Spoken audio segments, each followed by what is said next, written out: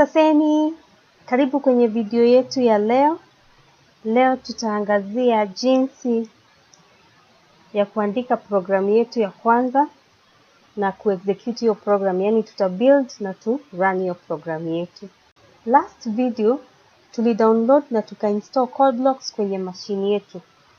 Sasa tutaenda moja kwa moja desktop, and then kwa desktop tutabonyeza mara mbili ama we click twice ndio tuweze kufungua CodeBlock.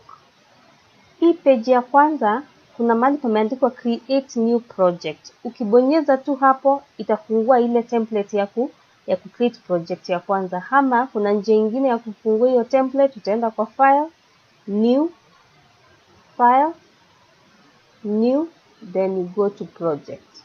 Then this template will open. Ikifunguka utaenda console application, ubonyeze, then ubonyeze go. Then you choose C, then you click next. Alafu hapa utaandika title ya project yako,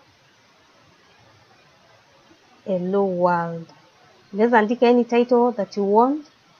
Then the folder is where you're going to save your project. Yani mahali ambapo utaweka project yako. Ni vizuri ukiweka mahali ambapo utakumbuka. Ikiwa hutaki kusave hapa, unaweza click hapa, utafute mahali pengine utasave project yako.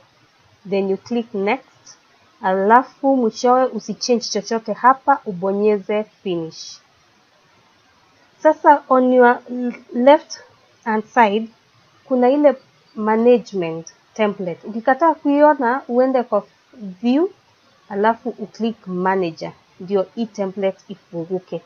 Then hapa hivi sidebar uende kwa project, alafu kwa project kuna workspace. Na workspace kuna hello world, ile project yako ulicreate. Then sources. Kwa sources direct opposite kuna ile sign ya plus, ubonyeze hapo, main.c itafunguka, udouble click hapo. Alafu sasa ukidouble click main.c utaona ile template ya code imeshaandikwa hapo. Hii code ndio tutasoma, tuangalie line by line maana yake na tujue ni nini imeandikwa hapo. So kwa sasa tutaenda kwa execute na run, kwa sababu kuna code hapa imeandikwa, hatuta change chochote, tutaenda to execute na run program yetu.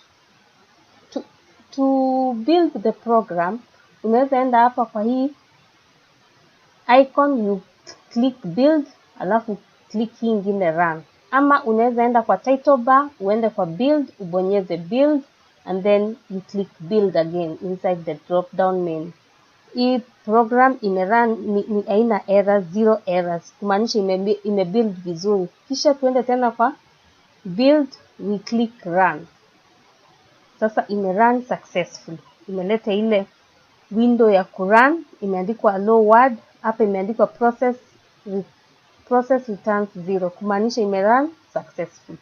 Sasa tutafunga hiyo template, alafu tuende kwa slide zetu tupate kujua kila line ya code hapa maana yake. Sasa ile code ndio hii hapa, imeandikwa vizuri.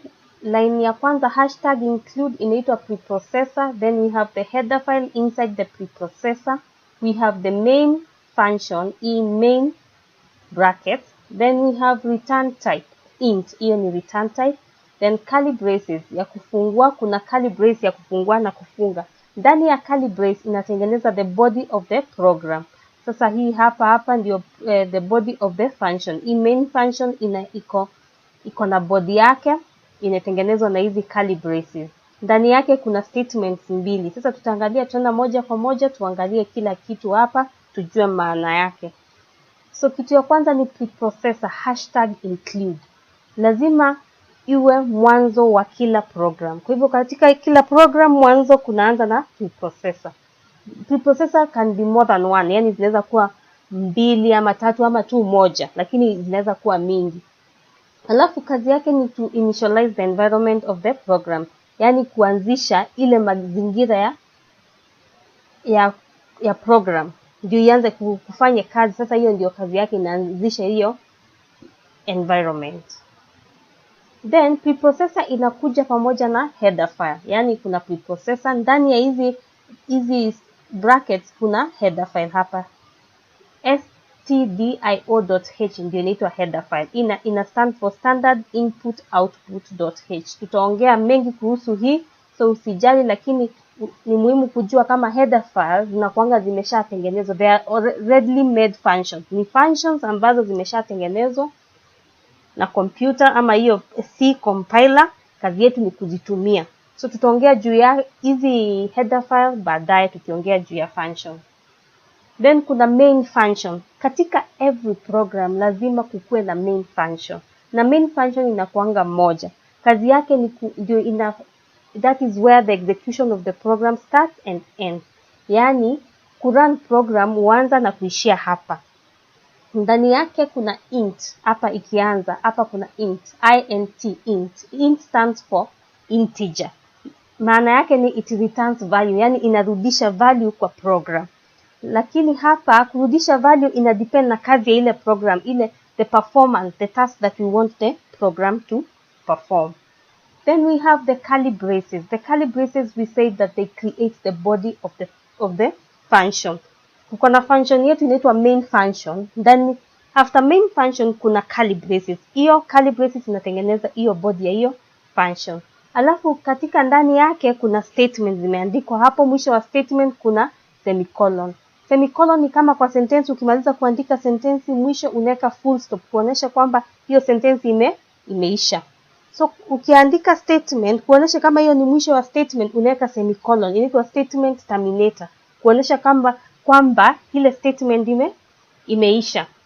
Then kuna statement mbili pale, kuna printf, mwisho kuna semicolon, kuna return 0 semicolon. Hizi ni statement mbili ambazo zimeandikwa hapo, tumeziandika. Statement ya kwanza ni printf hapa.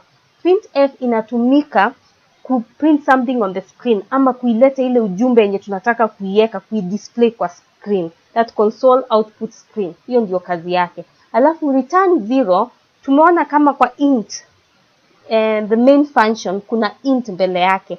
Int ni integer. Tukisema return 0, 0 ndio integer. Ime return 0 kumaanisha program yetu ime run successfully.